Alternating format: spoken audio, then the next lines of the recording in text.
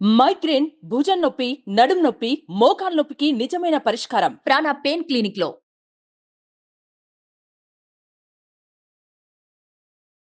మనతో పాటు ప్రణవానంద ప్రభుజీ ఉన్నారు. వారు చెప్పే మాటలు కానీ, అలాగే వారు చేస్తున్నటువంటి బోధనలు కానీ మనందరికీ ఎంతో ఇష్టం. ప్రత్యేకించి సమకాలీన అంశాలపైన ఎప్పుడు వారు ప్రస్తావిస్తూ ఉంటారు. మన వే ఆఫ్ లైఫ్ అనేది ఎలా ఉండాలని ఎప్పుడూ చెబుతూనే ఉంటారు. అయితే ప్రస్తుతం జరుగుతున్న ఇష్యూస్ పైన, అలాగే మనందరికీ చాలా సందేహాలు ఉన్నాయి. వీటి గురించి వారిని అడుగుదాం అనుకున్నాం. వారిని ఆహ్వానించాం స్టూడియోకి. ప్రస్తుతం మనతో పాటు ఉన్నారు. వారితో మాట్లాడి మరిన్ని విషయాలు తెలుసుకుందాం. ప్రభుజీ హరే కృష్ణ. హరే కృష్ణ. బ్రహ్మ ముహూర్తం చాలా ముఖ్యమైనది, విలువైనది. అయితే చాలా మందికి దాని వాల్యూ తెలియట్లేదు అనేది ఇప్పుడు వస్తున్నటువంటి మాట.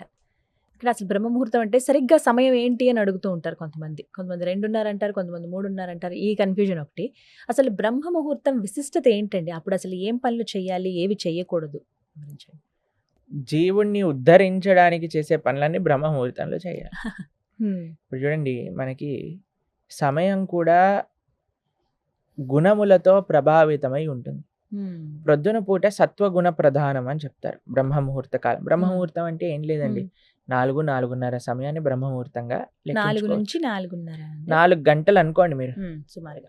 4 o'clockకి లేవటం అనేది Hmm. ఒక హ్యాబిట్గా పెట్టుకున్నాం అనుకోండి. ఇంకా మనకి సూర్యోదయం ఎప్పుడు, సూర్యాస్తమయం ఎప్పుడు క్యాలెండర్లో చూస్తే దానికి ఎగ్జాక్ట్గా 2 గడియలు ముందు లేస్తాను.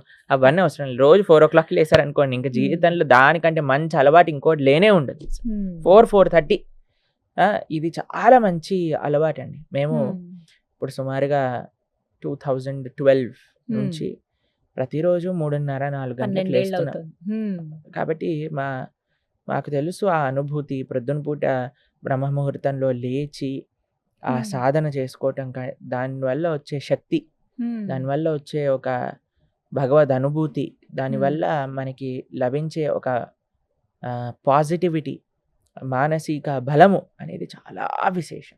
Hmm. మనం వినే ఉంటారు మీరు చిన్నప్పటి నుంచి, early to bed early to rice keeps a man healthy wealthy and wise అంటారు. 3 విషయాలు. ఎవరికి హెల్దీగా ఉండాలి అని ఉండదండి, ఎవరికి వెల్దీగా ఉండాలని ఉండదండి, ఎవరికి వైజ్గా ఉండాలని ఉండదండి. కాబట్టి ప్రొద్దున పూట లేవాలి. అంతేగాని మనం రాత్రంతా సీరియల్లు, సినిమాలు, వాట్సాప్లు చూసుకుంటూ ఉన్నాం అనుకోండి, ప్రొద్దున పూట రాదు. లేవలేదనుకోండి, సూర్యుడు ప్రత్యక్ష దైవము అని అంటారు. భగవంతుడి యొక్క నేత్రములలో సూర్యుడు, చంద్రుడు ఉంటాడు.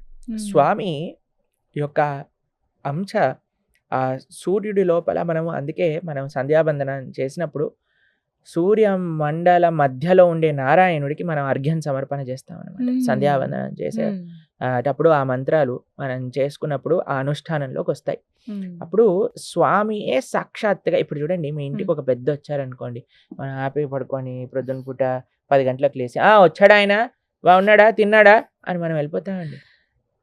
గౌరవంగా ఉంటాడు. ఆయన వచ్చే లోపలనే లేసి మనం అన్ని సిద్ధం చేసుకొని రూమ్ అంతా క్లీన్గా నీట్గా పెట్టుకొని ఆయనకు కావాల్సిన వస్తువులన్నీ పెట్టుకొని రెడీగా ఉంటాం. అంతే కదండి.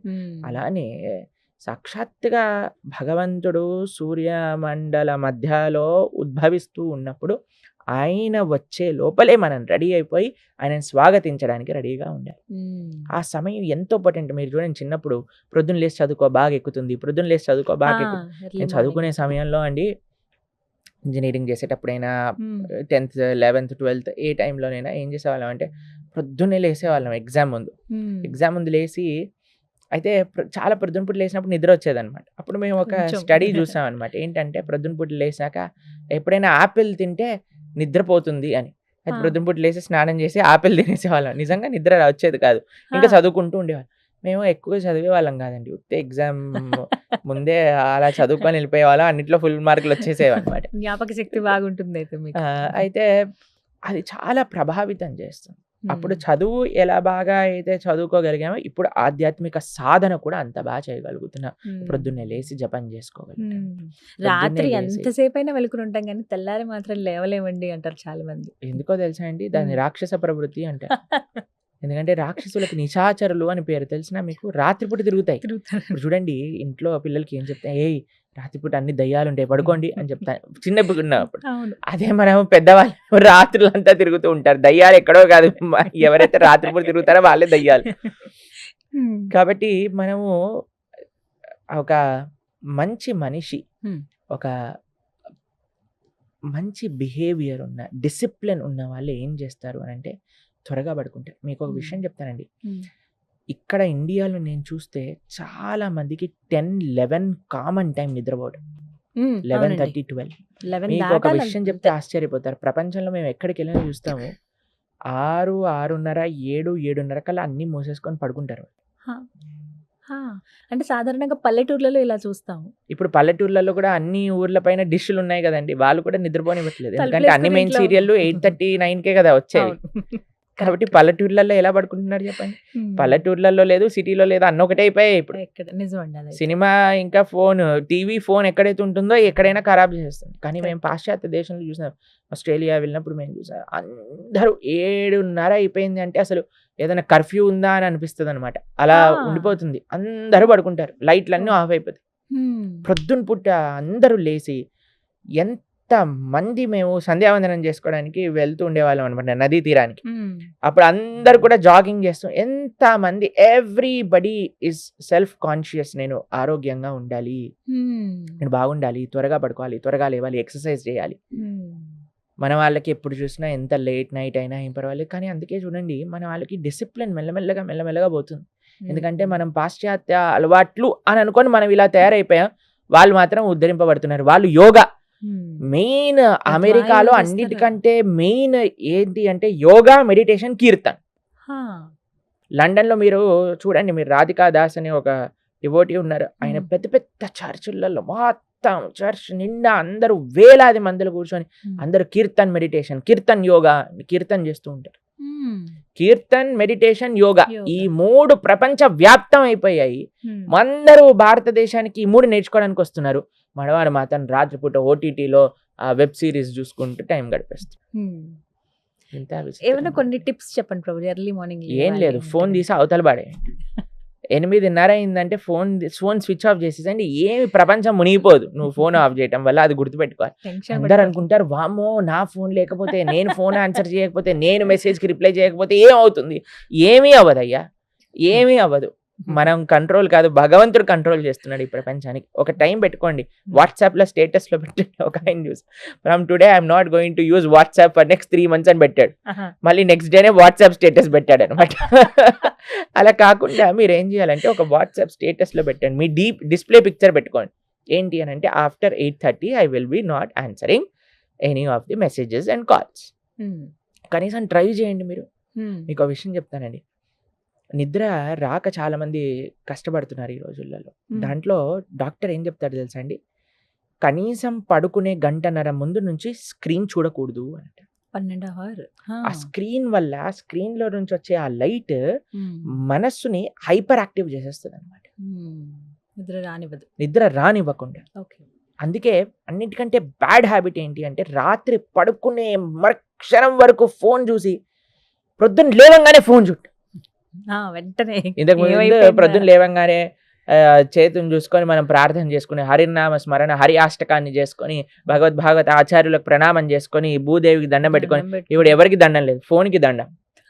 అమ్మా ఛార్జింగ్ ఉందా లేదా, అమ్మో ఛార్జింగ్ అయిపోయింది, ఛార్జింగ్ తొందరగా పెట్టండి, ఏ మెసేజ్లు వచ్చాయో ఏమైందో. మొత్తం ప్రపంచాన్ని ఈయన నడిపేస్తున్నట్టుగా. కాబట్టి మా సిన్సియర్ అడ్వైస్, మీకు ఏదైనా కావాలంటే ఒక డిసిప్లిన్ మెయింటైన్ చేయండి.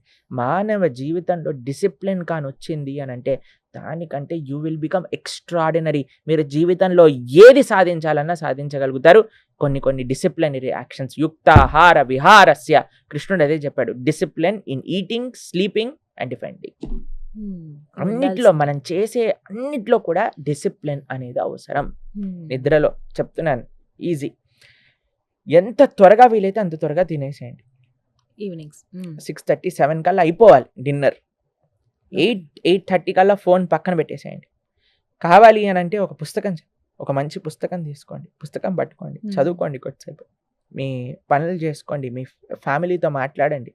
ఫోన్ ఉన్నంతసేపు చాలాసార్లు ఇప్పుడు చూస్తాను, నలుగురు కూర్చుంటారు, 4 ఫోన్లు పట్టుకొని, పిల్లోడేమో కార్టూన్ చూస్తూ తింటుంటాడు, ఈయనేమో న్యూస్ చూస్తూ తింటుంటాడు, ఆవిడేమో నిన్న సీరియల్ మిస్ అయిపోయిందని సీరియల్ చూస్తూ తింటూ ఉంటుంది, ఇంకొక ఆడేమో అందులో ఏదో వెబ్ సిరీస్ చూసుకుంటూ తింటూ ఉంటారు. ఏంటండి అసలు మనం ఇప్పుడు ఎవరికి టైం ఇస్తున్నాం చెప్పండి? ఇంట్లో ఉన్నట్టే ఉంటున్నాం కానీ ఫోన్ తోటి కాపురం చేస్తున్నట్టు అయిపోయింది. ఫోన్ రూల్ చేస్తోంది అందరినీ, అలా అయిపోయింది. కాబట్టి ఫోన్ దూరం పెట్టేసేయండి, టీవీ ఆఫ్ చేసేయండి. అన్నింటికంటే బెస్ట్ విషయం అంటే టీవీ ఛానల్ వైర్ తీసేసి పీకేసేయాలన్నమాట.